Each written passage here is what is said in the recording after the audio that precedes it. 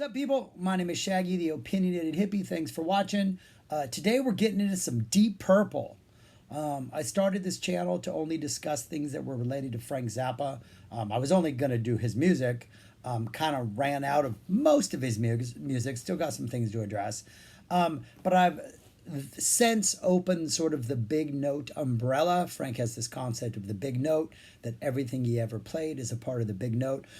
So I'm expanding that to include like artists who played with him who went on to do other things, songs, if he quotes a song or quotes an artist in one of his songs, that falls under the big umbrella. And I have a list of a bunch of bands that Frank has referenced live, like Carlos Santana is on here, Eric Clapton is on here. Eric Clapton actually appears on We're Only In It For The Money. And until very, very recently, I did not have Deep Purple on this list, which is outright silly, mainly because Deep Purple's biggest hit, if not the greatest hard rock song ever written, the greatest hard rock song riff ever written, Smoke on the Water, is about Frank Zappa and the Mothers. So Deep Purple were going to record, I think they were recording Machine Head in Switzerland. Frank Zappa and the Mothers were playing across the lake at a Montreux casino. They went to the show. I think Roger Glover and Ian Gillan, the bass player and the vocalist, were actually at the show. Maybe the rest of the band was, but I've heard Glover and I think Glover and Gillan actually talk about this. They were at the show. Some idiot moron with a flare gun shoots it into the rafters. The place catches on fire. They get out. They comment how it didn't seem like chaotic at the time, that Frank did a good job of ushering people out. It felt like urgent, but not like crazy. They go back to the casino, or they back to the hotel where they were staying, and they watch this casino burn down over the lake. And so they could see, looking down, they could see the smoke on the water, and then there was the fire in the sky. So yeah, their greatest song is because of a horrible thing that happened to Frank Zappa. So obviously there's a connection, and I'm pretty sure that Patrick O'Hearn had to have dropped like a Smoke on the Water bass line or something at some point in his tenure. He was fond of dropping iconic sort of riffs. But anyways, yeah, so I'm going to do their albums. I'm going to tier them. C tier, B tier, A tier, S tier, just because I enjoy breaking it up that way. Makes for shorter videos since I tend to talk too much. And if you're not familiar with Deep Purple, just a brief as possible history lesson. I think there have been 8 different lineups of the band. For some reason, they are dubbed the Mark 1, Mark 2, MK1, MK2. And pretty much the iconic lineup is the Mark 2 lineup. Ian Pace on drums, who was the only drummer they've ever had, except he got sick, missed a couple shows somewhat recently. But he is the only member that has been there from day one and is still in the band. You had, in the original band, John Lord on keyboards, who stayed in the band all the way up through like the mid-90s. Richie Blackmore on guitar, who was in and out of the band, I think quit twice. And then joining on their 4th album, Ian Gillan on vocals, who would also be in and out of the band, left for a while, then returned, then was fired, then returned. He's in the band now. And then Roger Glover on bass, joined when Gillan joined for their 4th album. Also in and out of the band, kind of almost roughly the same time Gillan was. He wasn't fired, though, so he didn't have to leave that second time and come back. Currently, Steve Morse is the guitar player. The Mark II lineup is the current lineup, having reformed in the 80s, and then again sort of later in the 80s and 90s. Sometime in 80s were a weird time for this band. So Steve Morse is the guitar player at this point. I was never a Kansas fan or a Dixie Dregs fan. Tried to get into Dixie Dregs, never did. Kansas, I've never heard anything from Kansas that has compelled me to want to do a deep dive. If I'm truly missing out on something, tell me what to check out, and I will check out Kansas. Because when Steve Morse joined the band in 90s, early 90s, I can't say I was super excited about it. Didn't know his work. Didn't immediately like his sort of shredding mentality. He's very much a shredder. But over the years, I've come to like his work and like his contributions, and I think he's served the Deep Purple name well. Joe Satriani was in the band at one point, though we never made an album with him. Tommy Bolin made a fantastic album with the band at one point. David Coverdale was in the band at one point. So yeah, interesting history, this band. And they are pretty much, I would say, just your iconic hard rock band.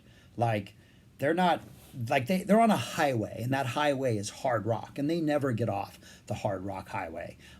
Every once in a while, recently, they've sort of had some Jethro Tull-esque English acoustic sort of diversions, but it still feels kind of 70s hard rock because it, it's so committed to that sort of English Jethro Tull-ness.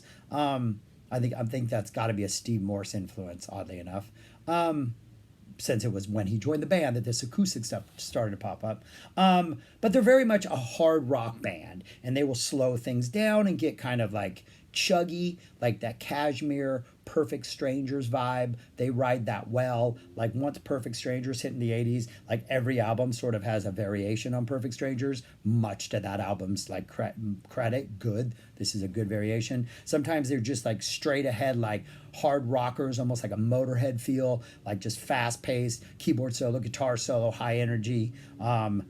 A lot of times it's more of a straightforward rock song, but in the middle there's just like this almost proggy type groove that they drop into. Some like hard rock funk gets thrown in there. They got a little R&B in them every once in a while. But they have these really interesting diversions that, especially I would say in like the Steve Morse eras, even if the song itself doesn't grab me, like whatever goes on in that solo section, whether it be a guitar solo or a keyboard solo or some weird changes that they just throw in there, always engaging and always like, oh, well, I'm glad I listened to that. So yeah, so anyways, if you don't like them after listening to like 2 albums, you're probably never going to like them because every album is kind of a variation on the same thing, but nobody does it better. And they did write what may be the greatest hard rock music riff, Smoke on the Water. I mean, come on. The riff, the lyrics, all of that, just phenomenal. And it being a true story, another great thing. So anyways, yeah, so that's it. I think I've talked a lot about Deep Purple. I don't know if I have anything else to say about them, other than I absolutely love this band. I was at the show, the first time I saw them was in 88, at Irvine Meadows in California. It was an amphitheater. It was on the House of the Blue Light tour. And you can hear me. I'm pretty sure that's me because 4 of the tracks on the Nobody's Perfect live album are from that show. And if you listen carefully, you can hear me going, yeah, in the background. That's me yelling, yeah, in the background. I was really excited. It was a really good show. That was the show when I ultimately fell in love with like Ritchie Blackmore, because hearing Ritchie Blackmore play is one thing, to actually see his fingers and just the fluidity with which he moves and just the utter speed that like you realize so much of his notes go by so quick that some of them you don't pick up. I think Blackmore and Gillan are the heart and soul of this band, though recently revisiting all these Morse albums, Ian Pace and Roger Glover, that rhythm section, man, they lock into these grooves that almost sound like mechanical or machine head built, like it's just almost robotic in what they do, and yet it's just like with the support by the keyboardist, the rhythm section is just ridiculous. Yeah, this band is incredibly talented. Anyways, that's it. I'm done. On to the C tier album. The C tier album. There's only one because I really like this band, but there is one album that I only listened to again in order to make sure I was right before recording this video. Oh, one more thing. So yeah, I know I'm running on quite a bit about this band, but again, there's only one album on this video. So when I do these album rankings, I will like make a list, like, oh, I'm going to do Deep Purple. Let's make a list. Then I'll go back and visit certain albums to sort of confirm, oh yeah, no, that's better than that. It's not as good as I thought. And Deep Purple really didn't change much. I pretty much know what I like in this band. I didn't have to like move anything around. But where was I going with this? Oh, so then after I like set it in stone, I'm like, okay, this is the list. This is what I'm going with. I usually go online and look at like, what other people think, like what other publications think. And so I was looking at Deep Purple, and almost the top four albums are uniformly the same. Maybe in a different order. One or two are usually maybe one or two, two and one. Three and four are generally three and four. But like five through the rest of them, and I'm not doing the live ones, I'm just doing the studio ones. Five through the rest of them are just like, it's madness. It's chaos. Something that'll be five on one magazine's list is like the last on another one. Or it's like 12 on another one. And it's just like albums that I love are despised by people, and albums that like I despise are loved by people. And so like I'm really excited to hear people's reactions to these, because other than like the top four, which there's general consensus, I think that those are the best four, and I think there's going to be no upsets there for me. It is like the Wild West as far as like what everybody else thinks about the rest of the album. So I think this is going to be interesting, and hopefully you'll comment and give me your feedback and all that stuff. But anyways, it's a lot of talking for an intro. Let's get on to the single C tier album right now. Number 21, our single C tier album, Slaves and Masters. This came out, when did this come out? I don't even know when this came out. In 1990. This is the Mark II lineup minus Ian Gillan. Officially, this is the Mark V lineup. But apparently Ian Gillan was fired. I'm going to blame it on Ritchie Blackmore. I don't know the story or know the reason. I'm going to assume it had something to do with Ritchie Blackmore. And so apparently they looked for a bunch of different replacements. They settled on Joe Lynn Turner, who was earlier in the decade, was with Ritchie Blackmore in Rainbow. I think he did well in Rainbow. I think those early 80 albums, for all their flaws, I think Turner has when he's on, like in like Stone Cold, or even that, what is that, Street of Dreams, those more ballady type things, there's like a certain quality to his voice that I like. It's nothing on here, man. It is just, sorry, Jolene, but like you are as generic a hard rock singer as could be on this album. There are moments in a couple of the slower songs where you start to hear that like former, like that, a little hint of that flavor that you brought to those Rainbow albums, but for the most part, it's not here. The songs themselves are just totally forgettable. This is literally the one album in the Deep Purple canon, there's 21 of them, that I never ever listened to. I never have any desire to go back to it. I did it for the purpose of this. I just listened to it, and I'm looking at the songs on here, and I'm like, I can remember nothing about any of these songs. Like nothing. They're all just like one generic rock song after the other. Fortune Teller is the title of one of those. I think that's a horrible title. That should be like a 70s Rainbow album title. Yeah, it's just none of these. There are some good solos. Blackmore has some good guitar solos. Lord has some good keyboard solos. There are moments that are redeemable if you're going to force yourself to listen to this album, which I don't recommend. But that's it. It's like watching a really, really bad movie, but there's like one, maybe two really good supporting characters that are in like 4 scenes, and you're just like dying for them to show up, because other than that, you're just utterly like checked out. Yeah, it's just a forgettable album. I was listening, I found some like not deep tracks, but like extra bonus cuts on streaming services, right, that aren't on my CD copy. One of them is a song called Slow Down Sister, which is probably the best thing on here. Musically, it kind of has a very nice, slowly building prog feel. But then as soon as Joe Lynn Turner shows up and starts singing, I'm like checked out again. Though luckily he then stops singing at one point and the song gets interesting. But that's not on like the official release, so it doesn't count. But yeah, utterly, utterly, utterly forgettable album. Like, I don't even know what to say. Like, interestingly enough, like Joe Lynn Turner would then eventually be fired. Apparently he wasn't doing it for Ritchie Blackmore. I'm going to blame Ritchie Blackmore on that also. And Ian Gillan returned to the band.